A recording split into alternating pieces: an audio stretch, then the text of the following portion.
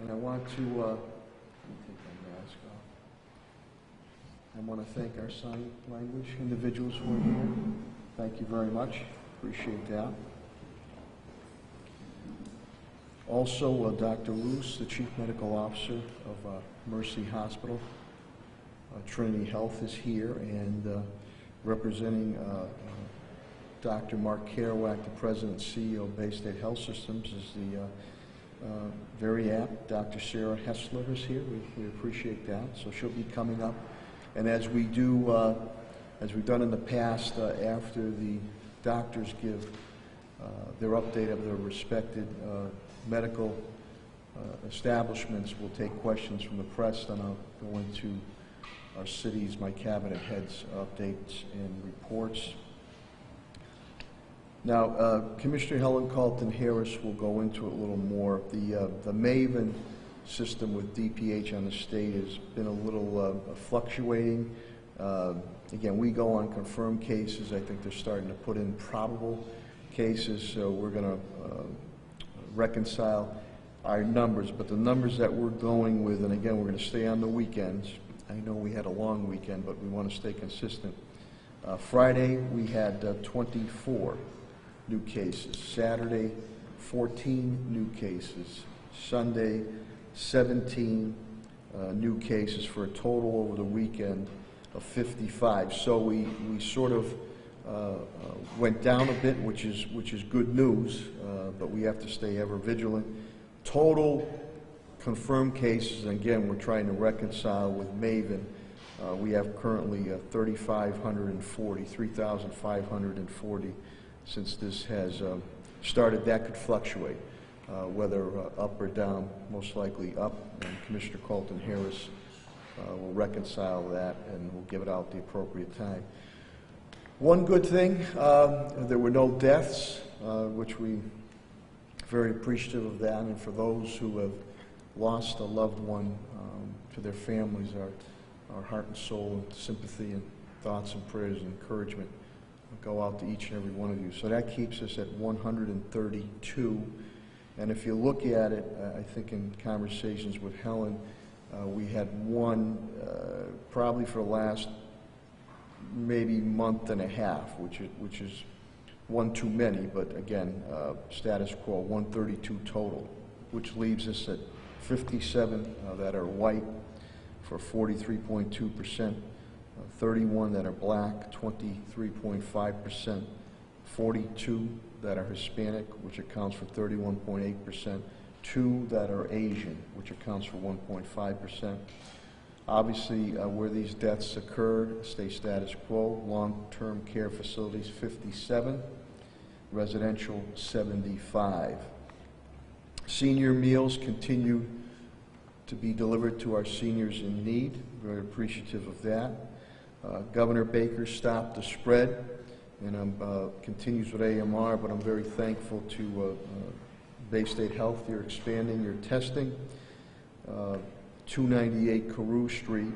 That's going to be on Wednesdays and Thursdays. Helen will speak more about this 1 to 4 appointment. This is through the 29th of October. You have to call for an appointment between 5 and 8 p.m. Monday through Friday. Packages of, I think, up to 10 free masks are going to be given out to families, and that number is 413-794-0012. So again, thank you to Bay State, Dr. Kerouac, and yourself for expanding that.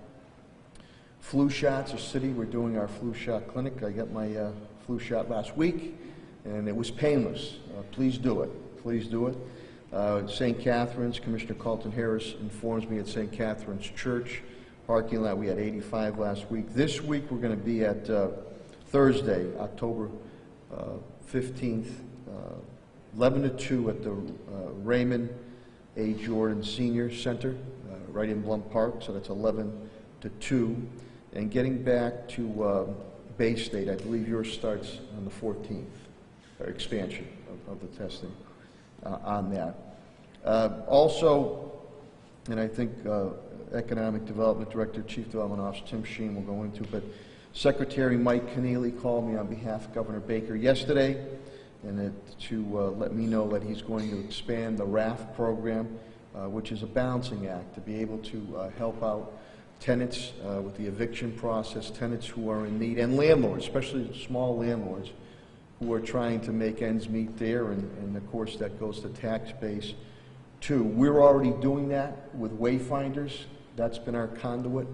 $2 million has been put there months and months ago for tenants to help pay utilities, mortgages, and rents, and in turn landlords, if their tenants need that. It's $2 million. I think we've already gone well over 25% of that, so we'll continue to monitor that.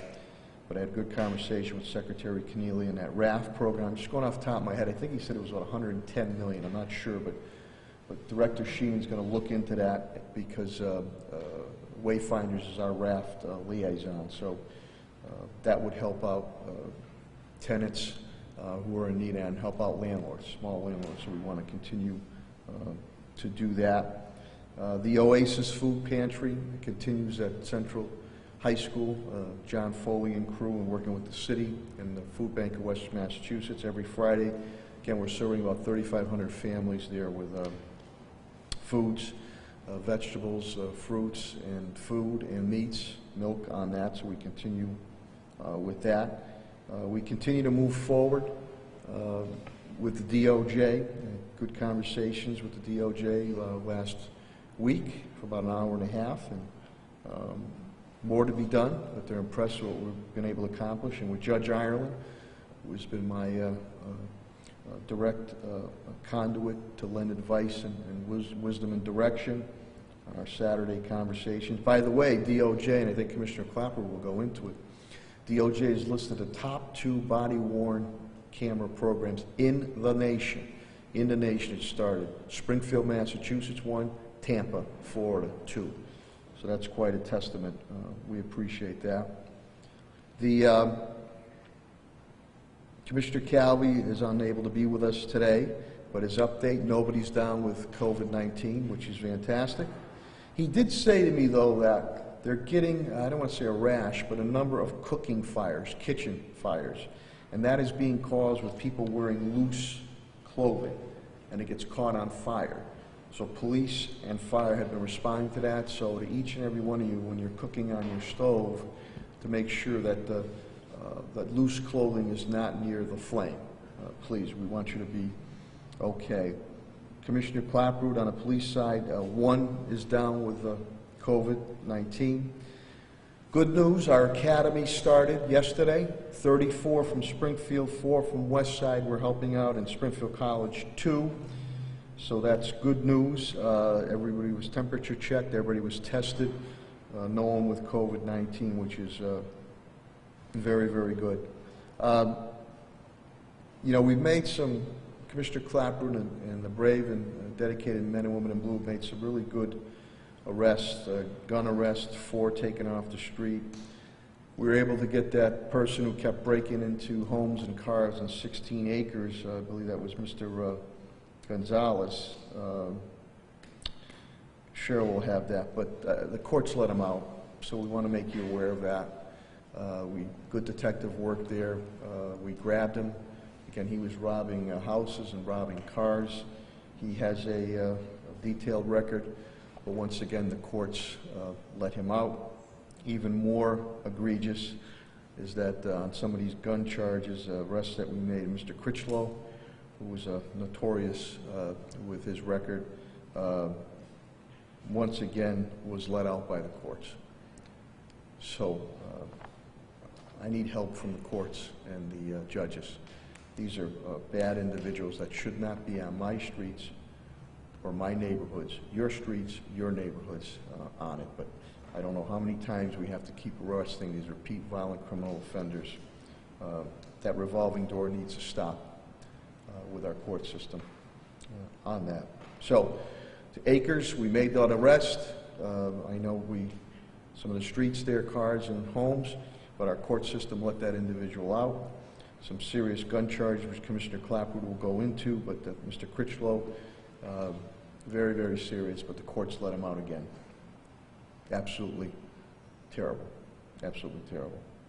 Superintendent Warwick indicates to me we're nearly at $3.5 million, 3.5 million meals served. And again, that is breakfast, lunch, dinner, and snacks.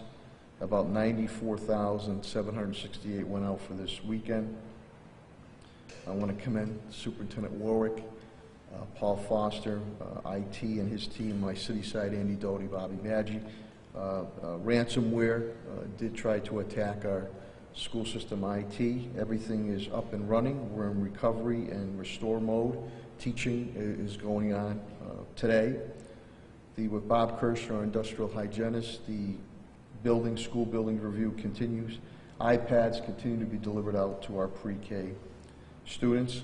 Director Chris Signoli indicates to me that nobody's down with COVID, which is fantastic. And they're in good shape. As with Pat Sullivan, they continue on post-review of the storm cleanup activities. Director Pat Sullivan of Parks and Facilities indicates to me, again, they continue reviews with Bob Kirschner, industrial hygienist, with all our city buildings. He is currently updating the policies for the winter cleaning aspects that are going to go on. Storm cleanup continues on. There's still some more stuff that needs to be done. My CAFO finances, TJ Plant, we're down $6 million since this COVID-19 coronavirus pandemic started. We're down $1.15 million in FY21 lost revenue in our budget. We've knocked the deficit down to $4.9 million, being able to offset on grants. In total that we have spent, or deficit spent with grants or deficit spending since it started, $9.3 million to be able to provide for our residents, business community, and the workforce, and protection and preserving the workforce of the city of Springfield employees. Director Tim Sheehan will speak to you again. Those two RFPs that we spoke about a week ago or a couple weeks ago, direct technical assistance to all our businesses will be going out, and workforce development, which is really going to be tied to tech jobs. That's going to be going out at that point in time. The legal, HR, and labor update was a status quo from City Solicitor Ed Bakula and Attorney Director Bill Mahoney. And with that, let me move into Dr. Roose from Mercy Medical Center to give the update, and then Dr. Sarah Hessler from Bay State will continue to give their hospital updates. I appreciate deeply our continued collaboration and coordination. Knock on wood, if and when a serious uptick was to occur, we're ready to handle it. I hope it doesn't happen. I'm encouraged by some of the numbers we have right now starting to go down, but that's because of each and every one of you doing what you're supposed to do, wearing the mask, washing your hands, keeping your physical or social distance of 6 feet or more away, and if you don't feel good, stay home. So you've done it before. You can do it again. We want to keep this trend going so we can get out of the red zone, get back into the yellow, eventually back into the green, and then eventually get rid of this forsaken COVID-19 coronavirus pandemic. Without further ado, let me bring up the Chief Medical Officer of Mercy Medical Center, Trinity Healthcare Systems, Dr. Robert Roose. Well, thank you very much, Mayor, and thank you to your entire team for continuing your leadership amidst the pandemic. And I want to thank the media for their continued focus on reporting accurate information about this and bringing the communication directly to you all in the community. I hope everyone had a nice week last week and long weekend. As the weather has started to change and we're seeing the leaves change their colors, it's a beautiful time here in New England. But that is also a reminder, of course, that we are approaching a colder season. The winter, as it will come over the next few months, which of course will bring less time for the outdoor activities in many cases, some more concern and risk for the transmission of respiratory illnesses like COVID. And while there are some promising signs that we have tamped down any dramatic increases in infections, I think there still is some significant reason for some concern as we approach these next few months. At Mercy, we've started to actually see a slight uptick in two of our key metrics, hospitalized patients and the percentage of positive tests. It has been very slight, and overall our levels are still very low, but it's evidence that the virus remains quite active in the greater Springfield community and throughout the Pioneer Valley. As of this morning, we have 3 hospitalized patients, none of which are in the intensive care unit, which may not sound like high numbers, but as you know, we have achieved 0 hospitalized COVID patients on 2 separate occasions, and we had as many as 5 at one point over the course of the past week. In addition, our test positivity rate has gone up slightly and has been hovering around 2% over the course of the past 3 weeks after a few months at around 1%. This past week we were at 1.9%. These trends that we've felt at Mercy have also been felt in other systems and throughout the Commonwealth. Massachusetts has seen an increase in hospitalized patients from a nadir of around 300 about a month ago to now over 500 on average. We've also seen the test positivity rate change slightly. It had gone from 0.8 up to 1.2 and now is remaining about 1%. But the percentage of people that are testing positive has climbed to over 3.5%. and actually was more than 4% on 2 separate occasions over the course of the past week. That, unfortunately, is a trend line that is gradually but going up. That's a sign of ongoing community transmission, of course, and many of which we think is related to asymptomatic infections or people with few symptoms earlier in the disease. That relates to the number of communities that are now deemed as higher risk, or red or orange on the map that's released weekly by the Department of Public Health. Last week, there were 40 communities, nearly double what it was several weeks prior, that were in the red zone, which means that the incidence rate of new infections is more than 8 per 100,000. It not only includes urban areas centered around Boston and Worcester, but also some smaller communities, even here in Western Massachusetts. And last week included both Springfield, Holyoke, but also Amherst and Sunderland. These are reminders that the virus can be easily transmitted, not only in areas where they're more densely populated, but we're seeing clusters of infections related to gatherings, family spread, and other events that are occurring.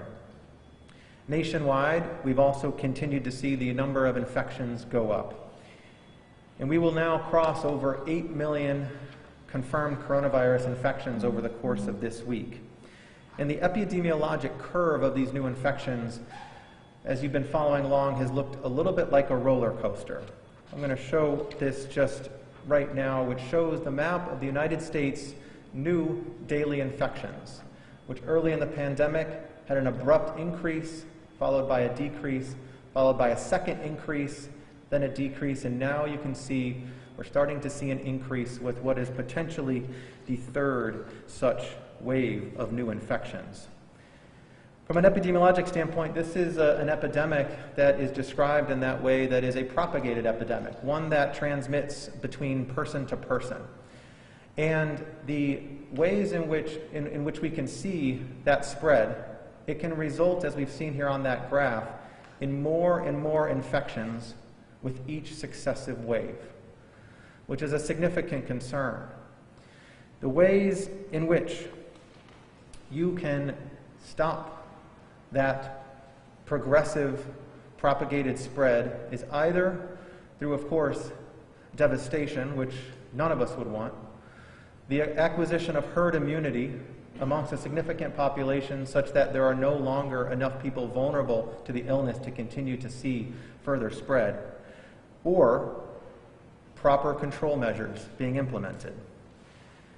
Considering the fact that we are a long way from herd immunity due to natural infection, as the estimates would place the infection rate in the United States at probably somewhere around 10% across the country, the reality that we have not yet instituted proper control measures countrywide is something that should give us all some pause and concern. This is a virus that has not gone away with the warmer weather in the summer. This is a virus that will not go away in the colder weather of the winter. Right now, the United States leads the world in confirmed coronavirus infections and leads the world in the number of coronavirus-related deaths, neither of which are, of course, distinctions of honor, but rather, I think, at its best, tragic missteps, and at its worst, catastrophic failure. As a country, we have a death rate that is greater than many comparable nations, and we are still testing far fewer people regularly than we should based on the number of infections that we have in the country. This past week, it was notable that two of the most prestigious medical journals, the Journal of American Medical Association and the New England Journal of Medicine, both published important research and opinion pieces articulating the grim nature of the statistics and the reality that we face as a country together. We've lost more than 210,000 people from this disease, but there have been between 20 to 25% more deaths during this past period of this year than there were in prior years. 215,000 more deaths overall between March and July than there were in 2019. Only 2/3 of those are right now attributed directly to COVID. The other third may be directly, maybe indirectly related to COVID through other infections that could, or other illnesses that could have increased complications when somebody was co-infected with COVID, like a pneumonia or a heart condition. It may also be the result of people self-imposing delays in care because of concerns around overcrowding hospitals or the fear of transmission. It could also be due to worsening suicide and overdose rates, another pandemic that we're addressing as a community and country. But not only has the death rate related to COVID in the United States not decreased as much as it has in other countries that had high mortality rates early in the pandemic, like Italy, but the economic recovery has also been lagging behind other countries who did a better job at tamping down spread earlier on. We have been saying this every week. It has been consistent from myself, from the mayor and his team, from Dr. Kerouac and the representatives from Bay State Health. If we can suppress and eliminate this infection, and we can make progress on our journey to zero COVID, then we can recover as a community, both economically, from a health perspective, and from a family and livelihood perspective at a much faster rate. But yet, we are challenged because at the federal level, we continue to see what has been a disjointed and a disconcerting approach, one where facts have regularly been disregarded. At Mercy Medical Center and throughout Trinity Health, we continue to take this pandemic very seriously, and we urge you to do the same. We recognize the impact that this has had on all of our lives, from our health to lives lost, to lost jobs, to disruption in all of our, what we would consider to be normal behaviors. We believe it's important to communicate collaboratively, accurately, informed by science, and in a timely fashion. We are healing providers in our community, and we believe that this type of communication and approach is one that's consistent with our core values of reverence, where we honor the dignity of all people, justice, where we do what's right, and safety. This is an approach, to be clear, that is not one to be, quote, afraid, end quote, of COVID. This is an approach that it is essential to be responsible to the facts and respectful of what COVID has and will continue to do to the lives of people, our communities, and to each other. This is also to recognize that there is not a magical, quote, cure for COVID. It is true that at Mercy Medical Center and at systems across the state and country that we have fewer patients that are in the intensive care unit and on ventilators.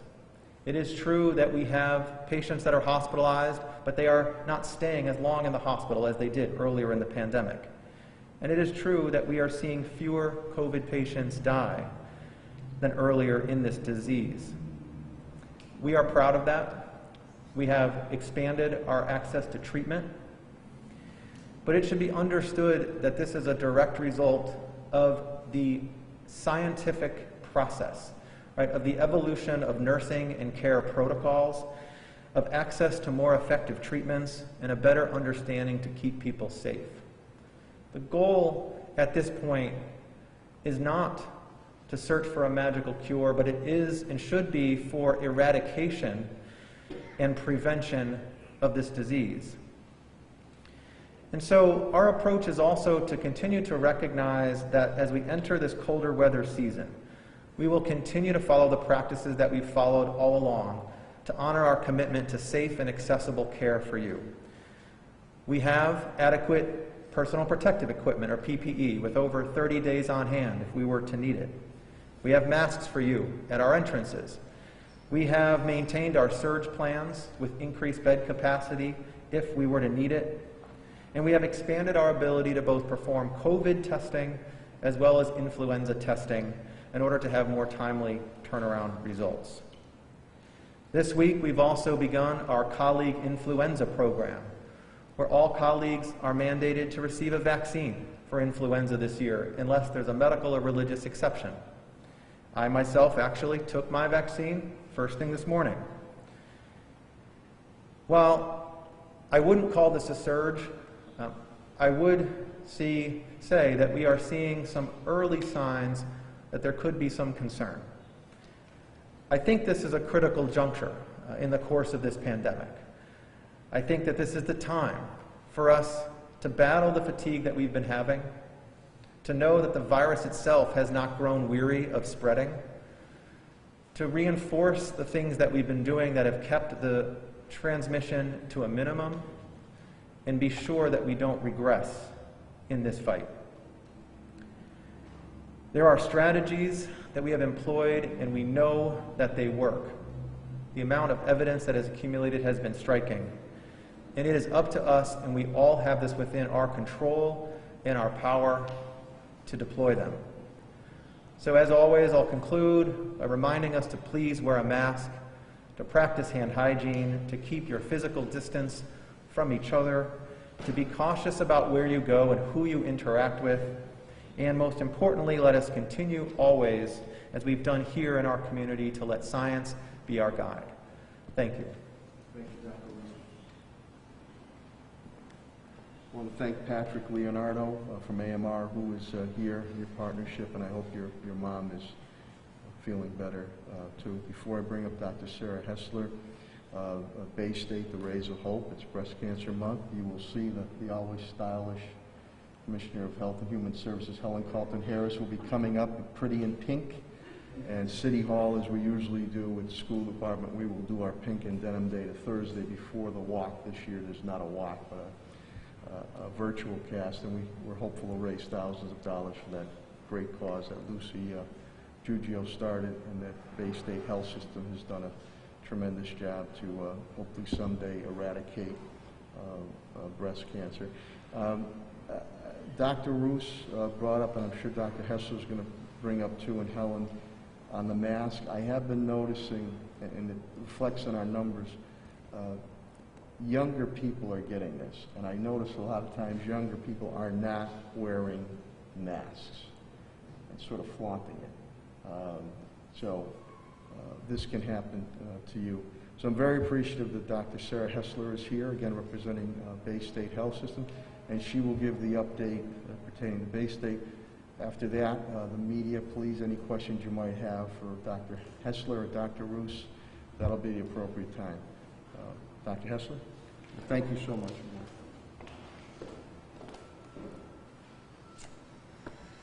I have a few notes. Thank you, Mayor. Thank you. Thanks for inviting us again to join you and give an update from Bay State Health. And thank you, Dr. Roose, for your very eloquent comments. I really appreciate being able to collaborate. At Bay State Health, just building on what Dr. Roose has already mentioned, we have treated 1,194 patients with COVID-19. Of those, 249 patients have died, mostly in the early phase of the pandemic in March, April, and May. The remaining patients out of those were either discharged home or to a facility, about 2/3, 1/3 split there. Currently, at Bay State, we have 15 patients hospitalized. None of those are in the intensive care unit. At Bay State Reference Labs, we've performed over 74,000 tests for customers of Bay State Health, an additional 42,000 tests through outreach efforts to other facilities and contract work. So, as the mayor pointed out earlier, Bay State Reference Labs is participating in the state initiative that's called Stop the Spread. We're offering free testing.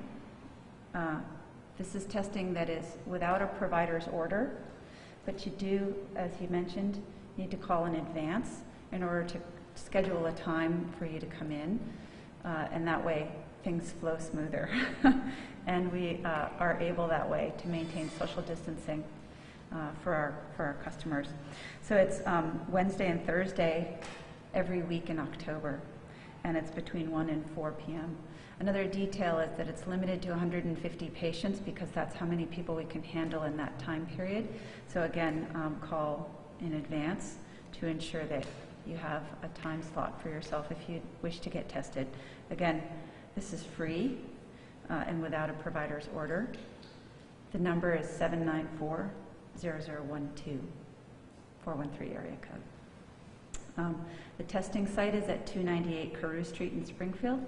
There's an additional testing site with the same capacity in Greenfield at 164 High Street in Greenfield.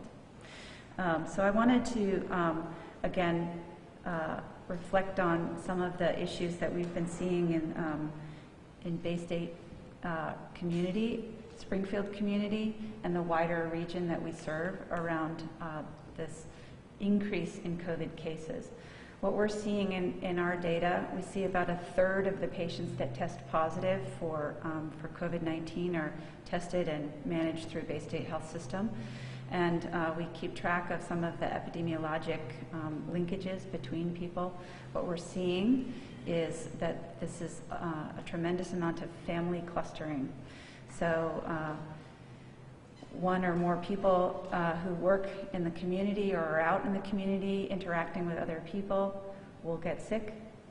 Their family members then acquire it because people are by and large not wearing masks and often not practicing social distancing within their own family unit. It's difficult when a family unit is very large to maintain social distancing, or when a family is clustered into multi-generational homes and don't have much space to spread out. But what we'd like to do is encourage you to remember that social distancing, meaning trying to maintain 6 feet apart, is definitely doable for many, many family members, and especially considering that a lot of young people who acquire the disease either remain completely asymptomatic or have very mild symptoms, and it may not occur to them that they have COVID-19. It can then get passed to more vulnerable members of the family. So maintaining that social distancing is really key until we achieve a time when we can go back to the intensity of interactions that we all crave and miss. So with that, I will stop talking and invite you to come back up for questions. Great. Questions from Dr. Kessler, Dr. Roose, Audrey?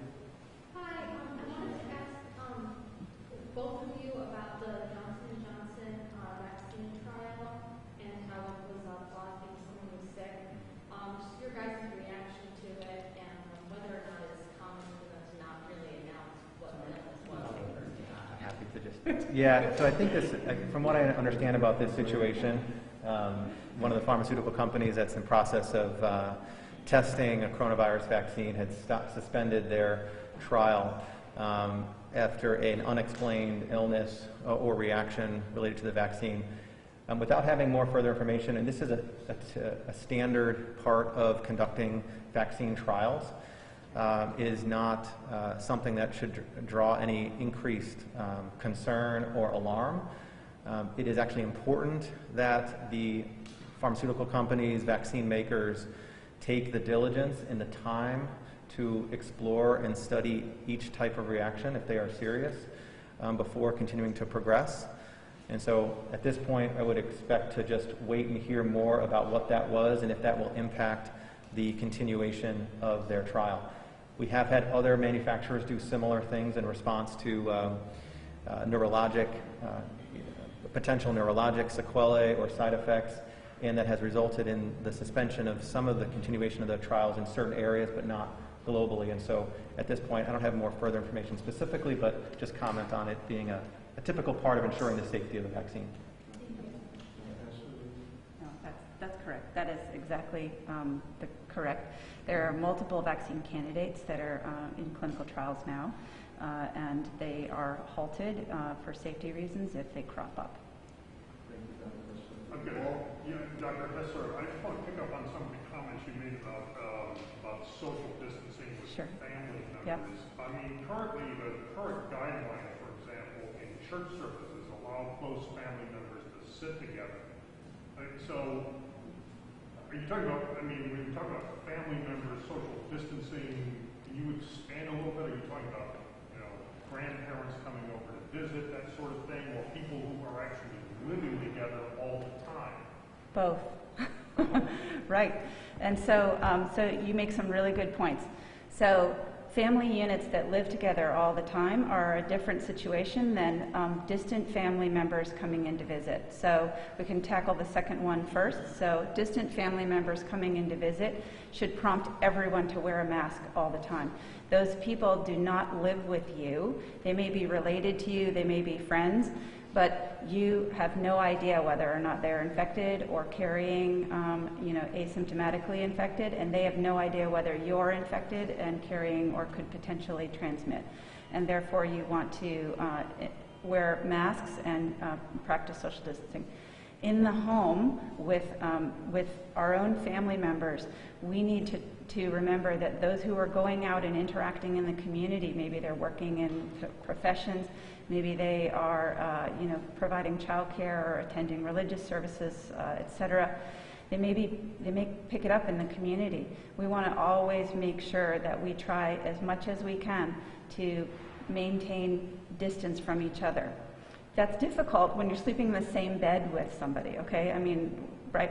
But the virus is transmitted through mostly, predominantly, droplet spread, okay? And those droplets, when we exhale them, fall 3 to 6 feet away from us.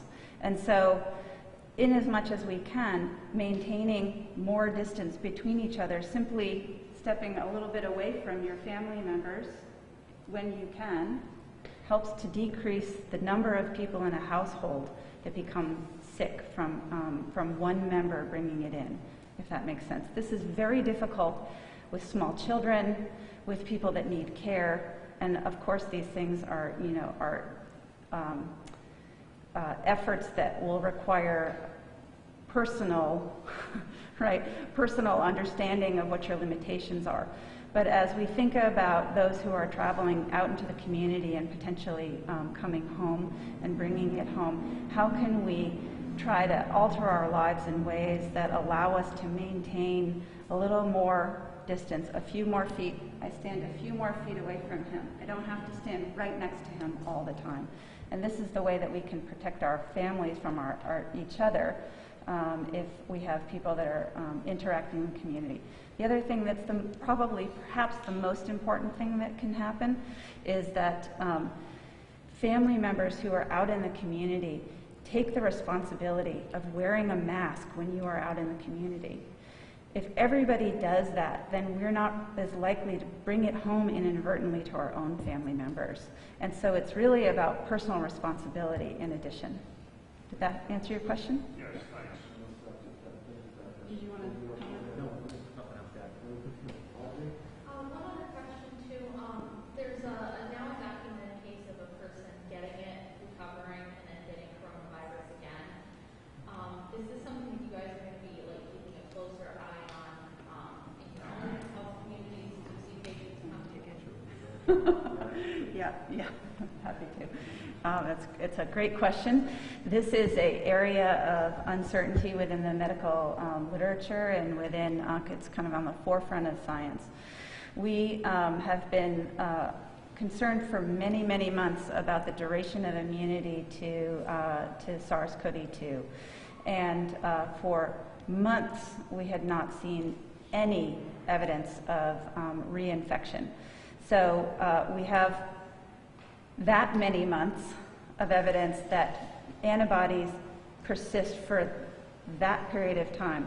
Now there are a number of case reports of verified reinfection with SARS-CoV-2. And this is through the use of whole genome sequencing so that the first specimen is available, the second specimen is available. They do these very fancy studies looking at the genetic sequencing of the virus both times. If they see that there is a difference in the genetic fingerprint of the virus from one time to the other, it's considered a confirmed case of reinfection. These are extremely rare. We are talking a few handfuls of patients that have a verified reinfection out of the millions and millions and millions of cases over the last 10 months that this virus has occurred. Currently, we are in the process of creating protocols within Bay State Health for determining if there is a likelihood that someone is reinfected with SARS-CoV-2. We do not believe that we have seen anybody that has a bona fide reinfection.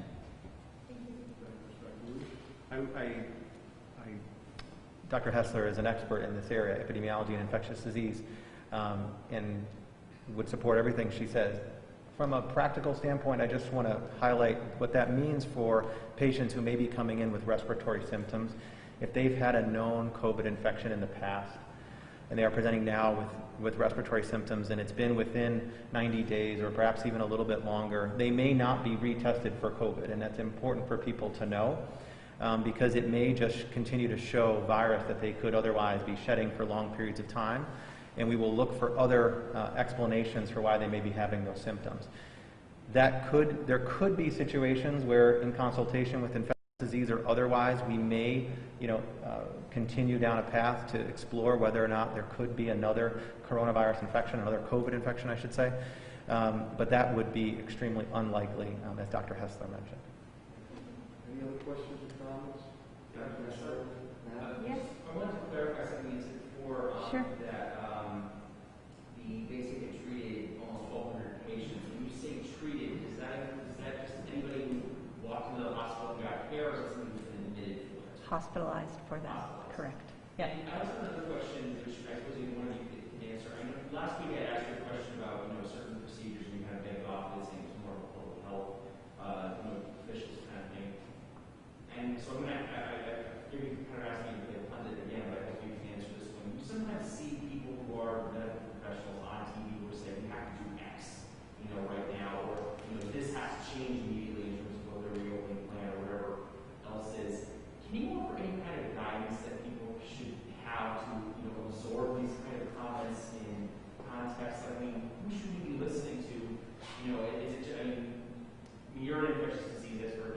Dr. Roose is the chief medical officer at Mercy. You have a level of authority, but no disrespect to doctors generally, but anybody that indeed isn't necessarily qualified to tell us how we're supposed to be doing everything differently on television. So I was hoping maybe you might be able to offer some thoughts on that. Sure. So I'm sorry. I'll try. Let me see if I can rephrase your question. It's my understanding of what you're asking is that it seems like there's so much information out there about COVID-19, and it's hard to know who to believe. Yes. Is that correct? Yes. Okay. All right. Well, so I'll put it in a nutshell. Okay. So I believe that you should believe in science. The science is going to help us to understand the process of this disease, how it infects people, and how we can protect ourselves from that. The best representation of that science is through public health officials. Those public health officials are represented at the Centers for Disease Control and Prevention, the World Health Organization, and our state and local health departments. As medical professionals working in this arena, we partner with them very closely. And as physicians and scientists, we help to provide the research and the science that informs the information that they're communicating. Yeah. Any other questions about the Helen Roose? Mike, that's Bill? No, they already answered that. Okay. Thank you so Great, much. thank you. Thank you, Appreciate Mayor. all your efforts. Thank you. Stay healthy, stay Thank safe. you. Thank you, Dr. Hessler. Thank you, Dr. Roose. I think once again you hear that you seem to have a disjointed message coming out from the federal level, and we've indicated that many a times, basing this on science, public health, and medicine, not politics. And I think that's key. And speaking with that, our Dr. Anthony Fauci is Health and Human Services Commissioner Helen Kalten Harris, who is, her and her team done yeoman work on getting a handle on this, and we're hopeful to knock it down. She's going to show you some charts here that will be eye-opening a bit. So without further ado, Commissioner Helen Kalten Harris. Thank you, Mayor, and thank you as always for your leadership. I want to start by thanking Kevin Chaffee, Alvin Allen, Axiom Blue, Tim Sheehan, the members of the Department of Health and Human Services, of course. Kevin and Alvin and Axiom Blue stepped in when Jason was unable because of vacation to do the maps. Tim Sheehan brought 5 maps over here, and I tried to pick them up and bring them in here, so thank you, Tim. You did a great job. Appreciate you. So we want to start with the Massachusetts update. Right now, the Commonwealth of Massachusetts has 136,168 confirmed cases, and 2,735 are probable. The map that you are seeing on the top is the map of the cases in the Commonwealth of Massachusetts. As was mentioned, there are 40 cities and towns that are now red on that map. And so we've seen those numbers double over the last 2 weeks. In the city of Springfield, our cases last week, on Monday, October 5th, were 22. Tuesday, October 6th, 9. Wednesday, October 7th, 22. Thursday, October 8th, 24. Friday, October 9th, 24. Saturday, October 10th, 14. And Sunday, October 11th, 17. We have currently 34 cases, less than we did last week. Last week was 166. This week, it's 132. So as the mayor indicated, we do see the data going in the right direction.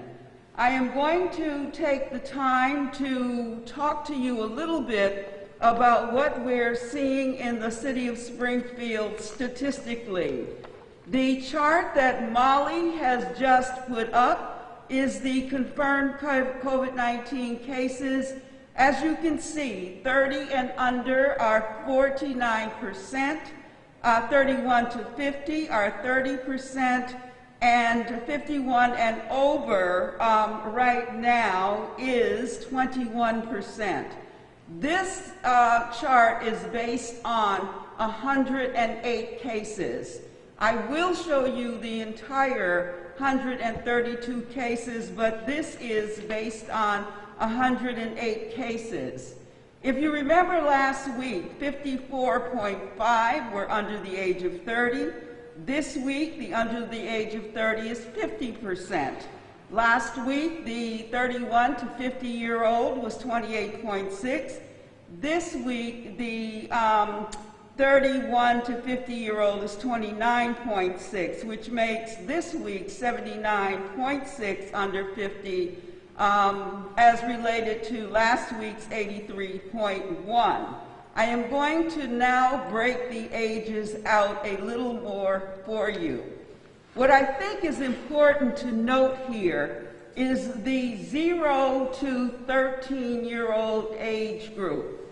The 0 to 13-year-old age group is important because what we're looking at is a 5-year-old, an 8-year-old, a 9-year-old, a 3-year-old, a 7-year-old, a 5-year-old, 4 1-year-olds, and 2 9-year-olds.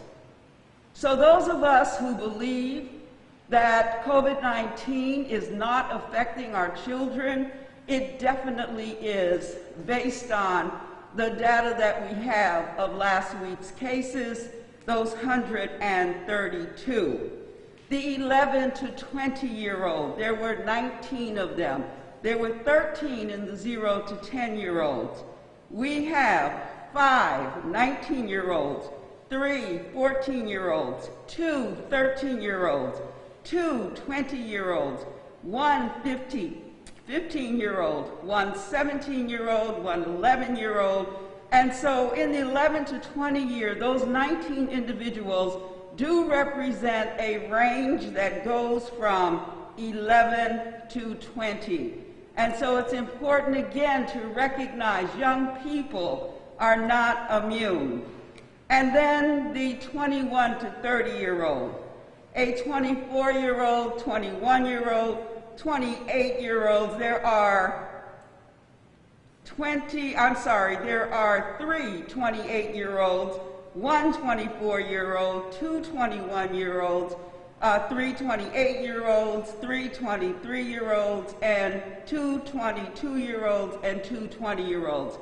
It's important, again, I take the time to break those out because I want you young people to understand clearly that this virus is impacting you significantly. And so we know that there are the long haulers symptoms that can happen. So you may not feel these symptoms right now as young people, but you could potentially, it could potentially have an impact on your longevity, on your life, and you could develop chronic diseases as it relates to COVID-19. So be clear that it is important, young people, to take this virus seriously, and we are seeing younger and younger ages. Again, as we look at the data in another way, so 0 to 10-year-olds, 10%, 11 to 20-year-olds, 14%, 21 to 30-year-olds, 16%, 31 to 40-year-olds, 11%, 41 to 50-year-olds, 14%, 51 to 60-year-olds, 6%, 61 to 70, 7%, 71 to 80, 3%, and 81 to 90, 1%. That other category indicates that we were not able to get those ages from our data. We're going to move to cases by ages by bar graph. And I'm not going to spend a lot of time with this. It is 13 in the 0 to 10, 19 in the 11 to 20, 21 to 30 was 21, and 31 to 40, 14, and then 41 to 50, 18, 51 to 68, 61 to 79, 71 to 84, and then 81 to 92. And again, the 24 represents unknown. Going to move to zip codes now. Molly, could you help me with the zip codes? Thank you. I need one today.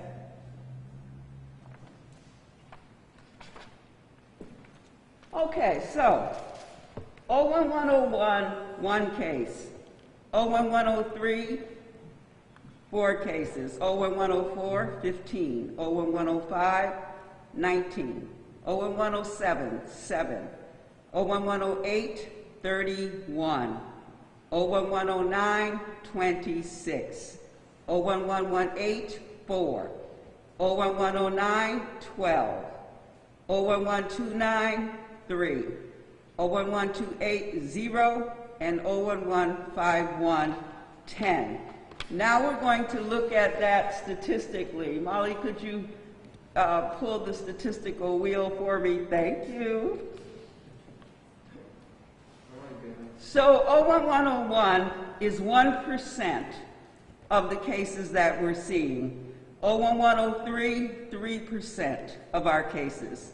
01104, 11% of the cases. 01105, 14%, and again, we're talking about last week. 01107, 5%. 01108, 24%. 01109, 20%. 01118, 3%. 01119, 9%. 01129, 2%. 01151, 8%. If we add 01108 and 01109, that's 44% of the cases that we saw last week in those two zip codes. And so we give you this information so that you know what your zip code looks like, but also because we want to be transparent. We believe if we're transparent, then it will be easier for you to see yourself in this virus by age and by zip code. We had a Zoom call with DPH last week, and they offered us some resources in the city of Springfield. Communication mitigation strategies rely on testing, contact tracing, isolation, quarantine for those who have been diagnosed COVID positive, and we want to stop community transmission. The State Department of Public Health is going to have offered PSAs and COVID ambassadors. COVID ambassadors are individuals from the city of Springfield, and the state has told us that they have relationships with community-based organizations. However, I have asked them to send us the name of those organizations so that we, as a city, can be clear around what community-based organizations they're using, and that we, in fact, know them in the city of Springfield and have a relationship with them. I show you that data because we will be using our data from the Department of Health and Human Services to do the community outreach in those zip codes where we see a rise in COVID-19 positive cases. And we also know that Stop the Spread is really doing an excellent job, and I am very grateful to AMR. Overall, they've tested 17,310 individuals. Of that, 7,150 are Springfield residents. They are reporting to date 573 Springfield residents that have been positive. They continue to test until the end of October through Stop the Spread, 9 to 4 daily at Eastfield Mall and at their Cottage Street site, but their Cottage Street site is by appointment. AFC Urgent Care is still testing Cooley Street, 11 a.m. to 7, Monday through Friday, Saturday and Sunday, 10 to 4 by appointment. We are waiting to confirm Fallon's site that is to be determined. Bay State, as you heard, beginning Wednesday, October 14, Wednesday and Thursday from 1 to 4 at 298 Roose Street. They also will be giving out free face masks at their testing site. Contact tracing, we continue to do contact tracing. Again, if you are reached out to from one of our staff, please answer the phone call. Please give them the information they need. Please isolate. Please quarantine if you are asked to do so for 14 days. The only way we're going to get a handle on stopping community spread is if individuals are participating, helping us through changed behavior. I would also say that flu shots are very important. We held a drive-through flu clinic at St. Catherine's last week. We gave, through the Department of Health and Human Services, 85 residents received flu shots. Thank you, AMR, again for your assistance at our flu clinic. You were absolutely amazing, so thank you. Our next flu clinic is at the Raymond A. Jordan Senior Center, October 15th, that's this Thursday, from 11 to 2. It will be a drive-through, and we will be having a flu clinic for our community and our city employees. There's also a flu clinic that's going to be Wednesday, October 21st from 2 to 5 at Duggan Academy. Everyone 9 years and older is welcome. There is a registration that's necessary. It will be online. And there's also the same day from 2 to 5 at Forest Park Middle School, a flu clinic. Registration is required or asked, and we will be putting this link up on the city's website. The school department continues to work towards getting their students flu shots and are doing that job to the degree possible, working with community partners. Travel orders. The only states that you can come into Massachusetts from that does not require a quarantine is New York, DC, Connecticut, Maine, Vermont, and New Hampshire. Thank you, Mr. Maloney, for helping me with those states. I had them wrong, and he was very kind, so thank you. So in the end, we are seeing an uptick in the city of Springfield and across the nation. What we use as public health prevention right now is very simple. We ask you to wash your hands.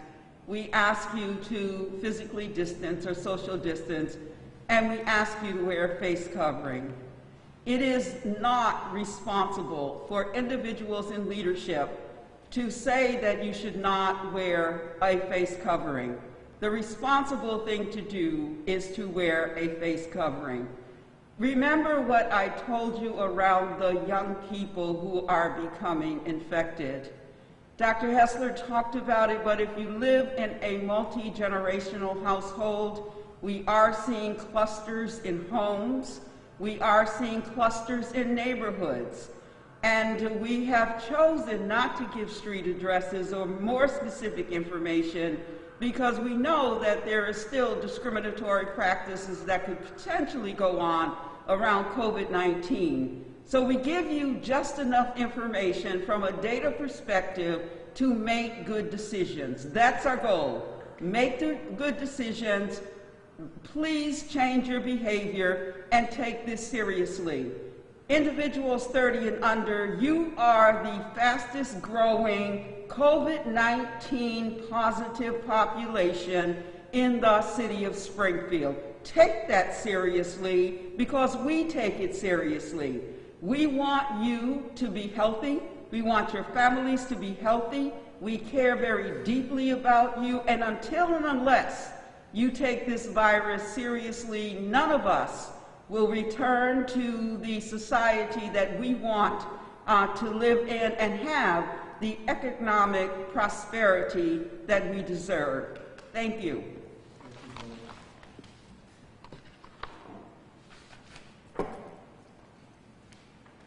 Thank you, Commissioner Kalten Harris and Molly Shea. You were Vanna White today, helping out Helen. We appreciate that. Helen did indicate, and what we've seen in numbers and reports I get, that a lot of clusters. We see a lot of families, same addresses with a number of people being COVID-19 positive.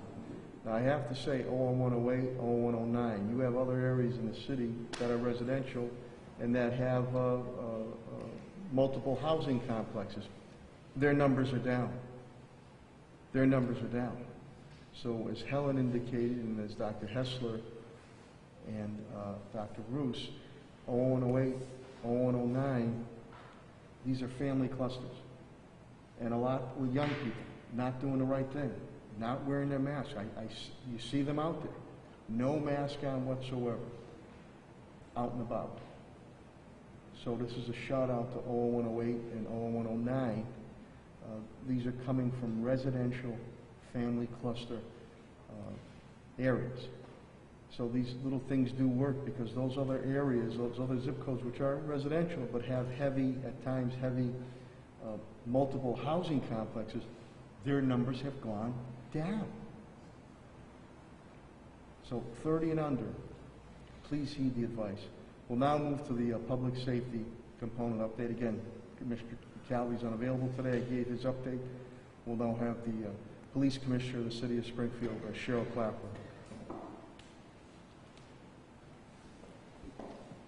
Thank you, Mayor. Good morning. We have one officer still out with COVID virus, and we were, as the mayor stated, we were able to start our police academy yesterday. So we have 34 Springfield recruits in the academy, all tested negative and all are able to start up.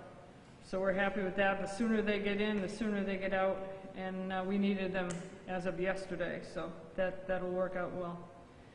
Also, as the mayor noted, we had several gun arrests again over the weekend. Some are disturbing because, again, these people are repeat offenders. Mr. Gregory Critchlow, who we've arrested twice in the last 30 days, is back out. He has a horrendous record which includes many firearm offenses. Friday night, narcotics detectives recovered a loaded firearm, more than 4,400 bags, or 88 grams of heroin, more than $2,700 in cash. 2 arrests were made outside a convenience store on Island Pond Road. 23-year-old Joshua Rodriguez, 22-year-old Giovanni Rodriguez, both of Chicopee. Saturday afternoon at 4 o'clock, we received information about a person who was trying to sell handguns. And again, this is concerning to us because people still are willing and able to give us information. We go and make the arrest, but what if this person is out again tomorrow or next week? You're putting yourself in harm's way because we can't guarantee that you giving us the information or us making the arrest is going to solve the problem. Officers responded to Fort Pleasant Avenue and individuals attempting to sell guns. When officers arrived, he sprinted away, holding his waist area, leaping over first floor railings into a courtyard. We were able to make the arrest, recover a high-capacity loaded firearm, heroin, crack cocaine, $2,000 in cash. 26-year-old Joshua Santiago was arrested, and he also has previous firearm convictions. Saturday night at 9:30, narcotics recovered another firearm, arrested a repeat violent offender, 24-year-old Darian Colazzo of West Springfield, 25-year-old Alexis Rivera of Springfield, arrested in the area of Mill and Locust Streets, large capacity, loaded firearm, cocaine, and cash. Sunday night, 9 o'clock, officers responded to a disturbance at Holiday Inn Express on State Street with a gun involved. Recovered again a large capacity firearm with a 33-round magazine. 27-year-old Yoran Brown of Atlanta, Georgia was arrested. He has previous firearms convictions in Georgia. The detectives worked hard on cases up in 16 acres where we had the reports of several B&Es into automobiles and into homes. Homes where the house was entered through a back door and keys or a pocketbook was taken off the table, and then he flees the house. They worked hard and were able to identify him as 21-year-old Bobby Guzman Jr. He had several counts of breaking and entering into the houses, into the cars, and also credit card fraud and credit card larceny and unarmed burglary. He was released on bail. $750 bail, he's back out. So that's some of the frustrations and struggles we deal with. We will continue to do our job. We will continue to be out there and be the best we can be, but we certainly do need some help from the courts in holding some of these offenders. The mayor also mentioned that Springfield, as was cited before, was one of the few departments that continued body-worn camera programs even throughout COVID. We worked hard. We now have over 400 officers who are outfitted with a body-worn camera. The DOJ is involved with us because we did receive some grant money, some funds towards this body-worn camera project, which was deeply appreciated. We check with them weekly, and they did let us know that 2 large city departments are doing well as far as the body-worn camera program itself, our policies, our procedures, and the way we've been handling it, and they credited us, along with Tampa, Florida, as being 2 of the top departments working on this. So it's greatly appreciated, and it's not me, it is the people that work for me. It's Deputy Daniel and Lieutenant Geyer and the whole body-worn camera unit, and it's the officers, the women and men who have bought into this program and are doing their due diligence with the program. So I thank them. Thank you, Mayor. Thank you, Commissioner. Thank you, Commissioner Clapper. We'll now move to the educational component. Superintendent Dan Warwick is here, and I know he has a number of updates to give you, especially pertaining to the ransomware threat that we beat back. Superintendent of Springfield Public Schools, Dan Warwick.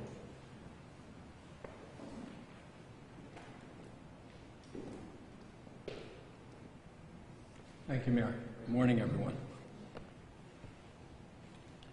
As the Mayor said, we were hit with a pretty serious cyber attack, a ransomware attack.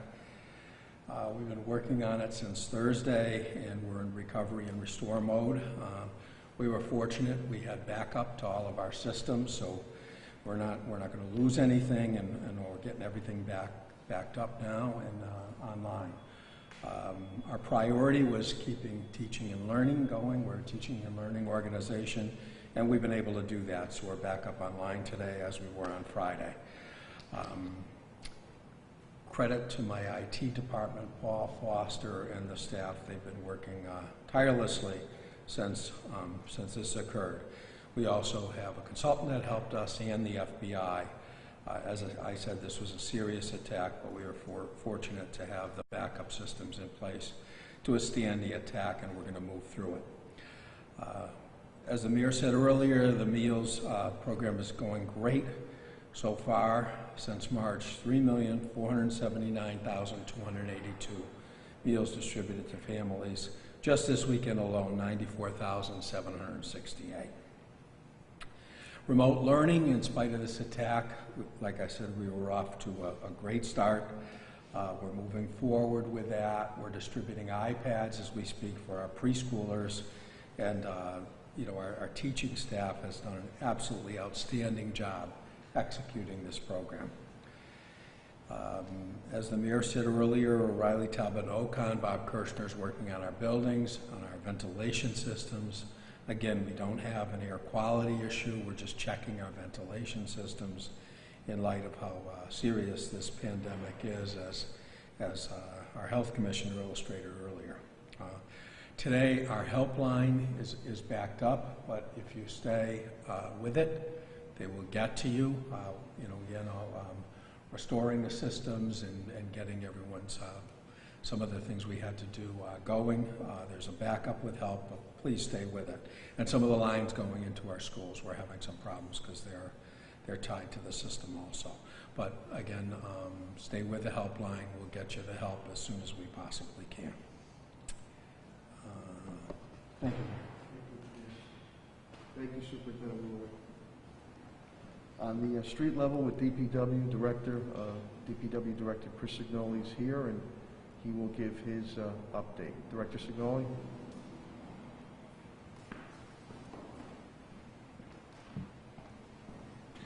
Mayor, thank you. With regard to DPW, we have no employees out with COVID. Following last week's storm, normal DPW rules with regard to picking up the debris. It has to be placed on your tree belt. It has to be cut up to a certain length and width and tied up on the tree belt. Dragging large limbs out of your backyard and putting them onto the tree belt will not be picked up, so make sure you look at the DPW and City of Springfield website. One other point I wanted to make for homeowners with regard to storms, one of the things that I noticed a lot is when homes did not have power, most of those residents did not call Eversource. So Eversource had no record that you did not have power. An assumption was made by residents in one neighborhood. I was standing there about 8:30 at night, 6 people were out of power, nobody had called Eversource. So they have no idea that you're out without power and the number of houses. One of the things that's extremely important is in a lot of cases you may need to get your own electrician. So if you're not in the system, you could be 3 or 4 days out and then find out you also have to get your own electrician. So please make sure if you are without power to get a hold of Eversource. We dealt directly with Eversource along with Pat Sullivan and his tree crews. They were dealing with well over 100 individual locations where there was power outages of 5 or more people. So they had everybody basically up and running within 24 hours. Our construction projects will run through the end of November. And some of you have seen some information over the last week. Eversource has now merged with Columbia Gas of Massachusetts. So everything will be running through Eversource with regard to gas and electricity in the city. And just one other note for the Tapley Street facility, you are still required to make appointments to come in. You just can't show up at Tapley and try to obtain permits, whether it's building permits or DPW permits. So please, materials listed on the city website on who to talk to, and we'll be able to make appointments. There's been a big uptick of people just showing up that we have had to turn away out front, so we want to make sure that everybody has an appointment and get the services that they need. That is it, Mayor. Thank you. Thank you, Director Sinoli. As Director Sinoli alluded to, he and myself, Fire Commissioner B.J. Calvi, and Chief of Staff Tom Ash and others met with Vice President Jim Hunt of Eversource last week, and their representatives, Joe Mitchell and Mike Vitavelli, to continue our good working relationship as they take over Columbia Gas. Later this afternoon, I will be with the President of Eversource, again, to make sure that good working relationship stays in effect with Eversource pertaining to electric and gas for each and every one of you residents in the business community out there. Speaking of facilities and parks and buildings, Director Pat Sullivan is here, and he and his team have done a wonderful job. He will give you an update pertaining to that situation. The Director of Facilities and Parks Management, Pat Sullivan. Thank you, Mayor. As the Mayor indicated, we are preparing our custodial staff for winter cleaning procedures, and what this will entail is basically more passes with our electrostatic cleaners. Every building, municipal building, has access to those cleaners, and we will probably be doing passes through every half hour. And we feel this is important as we hear from our Commissioner of Health of the increase in cases. But if we use our mask, wash our hands, and use the safe social distance guidelines, we can get back to green hopefully very soon. We've met with the Mayor and Finance, and thank you, Mayor. He's preparing to move forward on over $1 million in supplies and materials to be ready to continue to fight this virus through the winter. We'll have more of an update probably next week on the supplies that we're going to be ordering. And then on non-COVID related issues, as Chris indicated, we were working on the storm cleanup. We had about 30 calls come through over the weekend. If you have a tree that has not been addressed, please call 311 so that can be documented. We want to wrap the storm cleanup by the middle of this week. And then park construction continues across the city. We kicked off the Kennefa Park project today and Walsh Playground last weekend. I just want to give a special shout out to Lauren Stabilo and Theo Theocles in our procurement office. They've done a great job moving all these projects forward during the pandemic. And yesterday we lost power at SciTech. Eversource was on scene, and John Kerrigan and our electrical staff did a great job to determine the source of that failure, and Eversource is working on that. Thank you. Thank you, Director Sullivan. Again, Springfield's in the business of doing business, and Director, Chief Development Officer Tim Sheehan and the team and I, we continue to work to try to stabilize our existing business in the city and also continue to move on bringing new business and housing developments and other developments coming to the city, even with this COVID-19 challenge. Director Tim Sheehan will bring you updating on the 2 RFPs, which again will go to small businesses and workforce development. Without further ado, the Chief Development Officer of the City of Springfield, Tim Sheehan.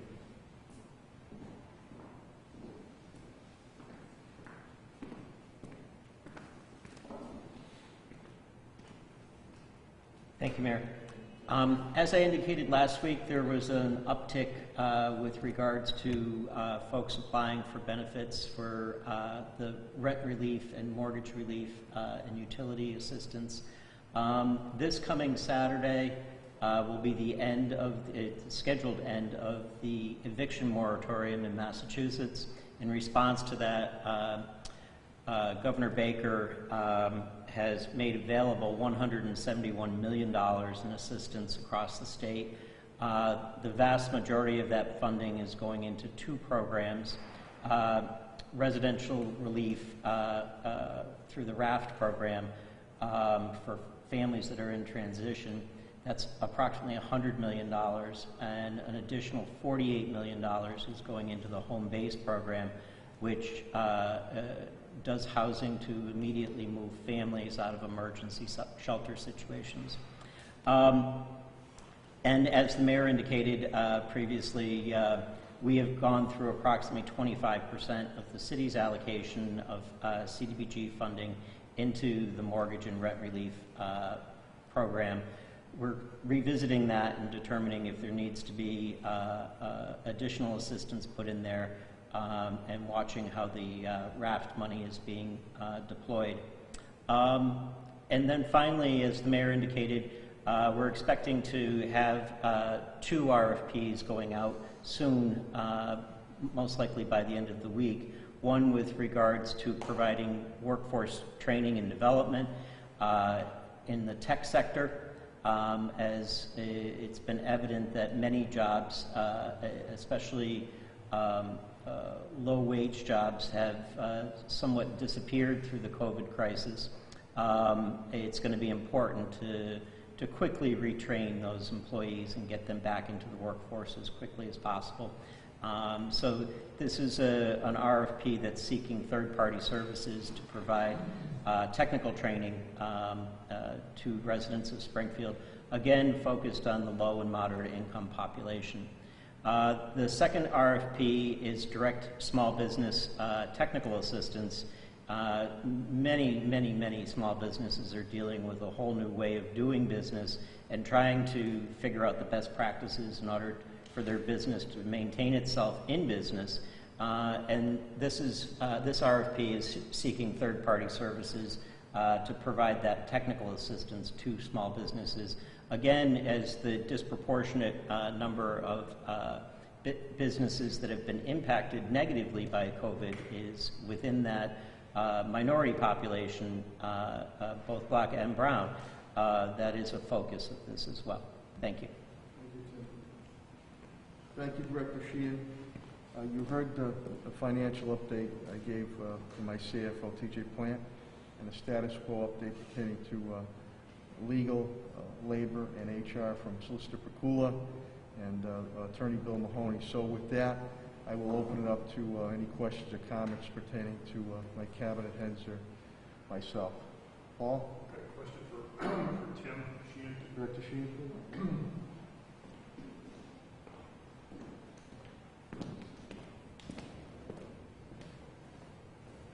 Tim, on the issue with the eviction moratorium ending this Saturday, apparently, City of Boston announced last week that they've had conversations with their larger property managers about what they intend to do, and most of them indicated, according to the city, that they did not intend to start evicting people en masse because they're behind on rents. Has Springfield had any similar conversations with the larger property managers about what their intentions are? We've talked to a number of property managers. The situation, I think, the courts are going to be backed up for some time with regards to eviction processing. So there's kind of a built-in window. But again, you know, this is a situation where folks that are in need of this type of assistance need to begin to apply for it and get the proper allocation that they need.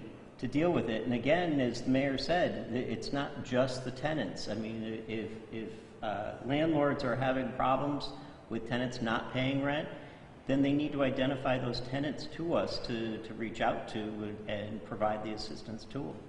But I think that there's clearly a sense that if they're the whole purpose of these programs is to keep the housing market stabilized. And if money isn't flowing through the market for rent, then the landlord ultimately doesn't have the available resources to do the improvements, much less pay for their mortgage. So that's the whole purpose of these programs, and it's a two-way street, both between the tenant and the landlords, to make sure that they're accessing the available resources. And there's still, you said there's still about 75% of the 25 or about $2 million that is Yes. available. Yes, and it's important to note that the RAF program regulations under this new allocation, it went up to $10,000 of assistance, and it used to be only $4,000. So it's a pretty significant increase. Just to let you know, too, Solicitor Fuller is working behind the scenes with now retired Housing Court Judge Dina Fine and also private attorney Charlie Casatello pertaining to these issues for people who are going to need assistance and help. But it is a balancing act. You know, we were one of the first to jump out there and put money out there for tenants and homeowners to try to pay their utilities and their mortgages and their rents, and in turn have queued up landlords, too, especially smaller landlords, because to keep those property goings and keep the tax base and stabilize the housing market. So we're working on multi-faceted prongs. On? My first question, Mayor Sarno, is for you. When it comes to setting up for in-person voting here at City Hall, what are moves and what are you guys doing to prepare for it and to try to avoid crowds and long lines like they had in Georgia? My election commissioner Gladys Oyola and team have done a tremendous job. We did it for the primary, which was record turnout, and we had no issues. We worked very closely with Commissioner Helen Kalten Harris, Director Pat Sullivan, on how it is run and direction and spacing out.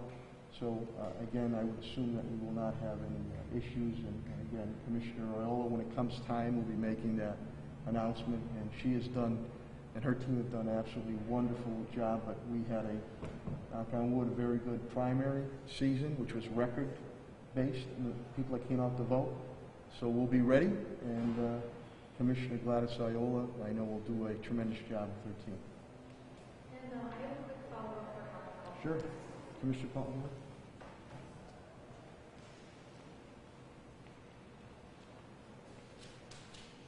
I just want to double-check something that you said, because you mentioned that, COVID cases are on the rise in Springfield and around the country.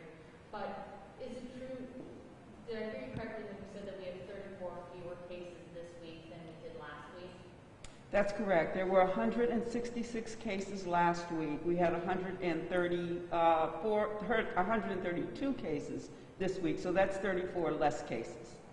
And when you say that you noticed any positive trends just in seeing those numbers go down? The positive trend, I think, was probably the 1% trend that we had as far as that under 50 is concerned. So that did go down a bit. But what we also saw on the other end, last week I did not have any individuals who were in that 80 to 90-year-old age group, and this week there were 2. And so those were the 2 differences that I noticed as far as the data was concerned. Commissioner White, excuse me, while you're up there, just to follow up on the state reported last week that they're seeing a similar demographic with an increase in people between the ages of 20 and 30 getting COVID-19. Governor Baker, in one of his briefings last week, acknowledged that is a difficult group to message.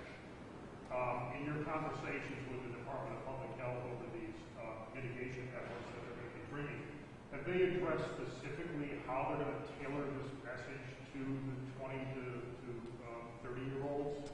Their PSAs that they have do target that particular age group that we are going to adopt for the city of Springfield. So the messaging really is messaging that's consistent around you are at risk. It's also hopeful that if we talk to that demographic, that they will want to protect their mother, fathers, and grandparents. So if they feel, as young folks, that they are not at risk, we are hopeful through our messaging that we're saying to them, please keep your elders safe. Also, the number of children, young children, and I really tried to focus on the 13 young children that we saw in the data because that's important, and we all want to protect young children as well. So we're hopeful by putting those messages out there that 20 to 30-year-old age group will want to protect their elders and certainly children. So it's not so much about themselves as it's the rest of your family. That's the message you're going to try to get out. The message is consistent. We do care about that demographic, that age group, absolutely. But what we know is that when we look at the hospitalization rates, those are not the individuals that we're seeing hospitalized. But we know that the older individuals and families are being hospitalized, and then there are young children who are now becoming infected and are showing some symptoms. And while those symptoms may not be chronic and may go away, they are still symptomatic individuals who can shed this infection, this virus. Thank you. Any other questions or comments? Okay, hearing none, again, I want to thank the media very much, the TV media, the print media, the radio media for being here to make sure we get this information out. I thank the residents and business community of the city of Springfield for your patience and understanding and your cooperation and collaboration. I have to give a shout out to the 30 and unders, please. You are not invincible. And that's where we're seeing the uptick occurring on this COVID-19 coronavirus pandemic. We need to sustain, in my conversations with Commissioner Helen Kalten-Harris, we need to sustain a 2-week period of getting to those single numbers or lower double-digit numbers so we can move back down into the yellow, then eventually into the green. We've done it before. We can do it again, but if you don't do that, we need to prepare ourselves. We're coming into the holiday season, and that is going to drastically change your holiday gatherings. I know it's going to change my family's holiday gatherings tremendously, and it's going to have to be very, very limited. But again, we ask you to wear those masks. Always have a mask on you.